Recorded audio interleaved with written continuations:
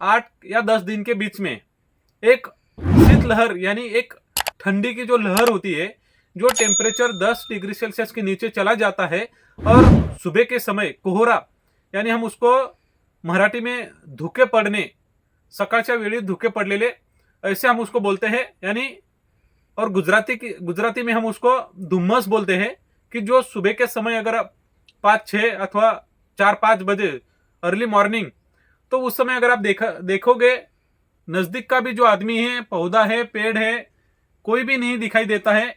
पत्ते के ऊपर एक यहाँ पे पूरा पानी पानी रुका हुआ दिखाई देता है, जो ड्यू बोलते हैं हम उसको। इसकी वजह से क्या होता है, एक शीतलहर 3 फीट के नीचे से जाती है।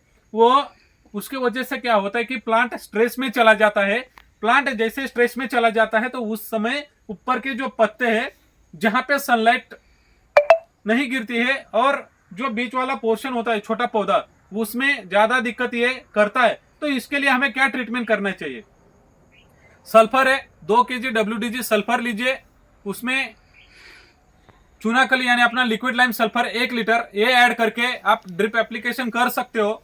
और जिस खेत में अगर आप छुट्टा पानी है, जिस किसान के पास आप छुट्टा पानी दे रहे हो, फ्लड पे दे रहे हो, तो उस समय 3 kg sulphur, ammonium sulphate 25 kg और 20-013 25 किलो, पोटैश 25 किलो 1000 पौधे के लिए ये शेड्यूल आप दे सकते हो। दूसरी बात कि आपको जब जैसे कि आप 8 दिन के अंदर खेत में गए थे 8 दिन पहले और 8 दिन के बाद अगर खेत में जा रहे हो, तो आपको वो पूरा जो प्लॉट है आपको डिफरेंस दिखाई देगा। जैसे कि अगर मैं आज ये प्लॉट पे आया हूं, ये प्लॉट अगर आप आज की डेट में देखोगे पूरा ओवरऑल ग्रीन है, पूरा आप ओवरऑल देखोगे तो एक भी पत्ता आपको यहाँ पे पीला नहीं दिखाई दे रहा। इसका रीजन यही है कि हमने इसमें जो शीतलहर आने के पहले ही हमने इसमें सल्फर दे दिया था। जो लिक्विड लाइम सल्फर होता है उसमें चूनाकली, जो मैंने बताया था आपको पिछले वीडियो में कि 10 लीटर पानी में जो चूना होता है, जो कंकर वाला चूना यानी पथरीली चूना बोलते हैं, चूना कली बोलते हैं, 1 किलो 10 लीटर पानी लीजिए, 1 किलो चूना लीजिए, शाम के समय उसको भिगो के रख दीजिए, सुबह उठ के कपड़े से छान के 1 लीटर जो लिक्विड लाइम सल्फर डाला हुआ था, जो चूना कली डाला हुआ है, वो 200 लीटर पानी में ऐड करके आप ड्रिप से दे सकते हो अथवा ड्रिंचिंग कर सकते हो। इससे क्या होता है दोस्तों, इससे जो एक फायदा होता है कि अगर आप यहाँ पे देते हैं, हम ये रूट है, यहाँ पे अगर आप हम दे रहे हैं, इसमें क्या होता है कि यहाँ की जो पोर्शन है ठंड की वजह से पूरा पोर्शन ठंडा होता है। वहां पे जैसे वो जो रूट होता है, तंतुमूल होता है, वहां की पूरी रूट ये जल जाती है। वहां पे जो अनाज यानी जो न्यूट्रिएंट्स हम देते हैं पौधे को अपटेक करना चाहिए, वो पूरी तरह से बंद हो जाता है। इसके लिए हमें यहाँ पे लिक्विड लाइम सल्फर देना जरूरी है, चूनाकली देना जरूरी है। इसलिए अगर हमने ये खेत में दिया हुआ है, इस खेत का पूरा वीडियो देखिए, पूरा प्लॉट देखिए, ग्रीन आपको दिखाई देगा। वैसे ही हमने इस खेत में जो ट्रीटमेंट दिया हुआ है, शुरुआती से जो मैं आपको बता रहा हूं वो शेड्यूल हमने दिया था।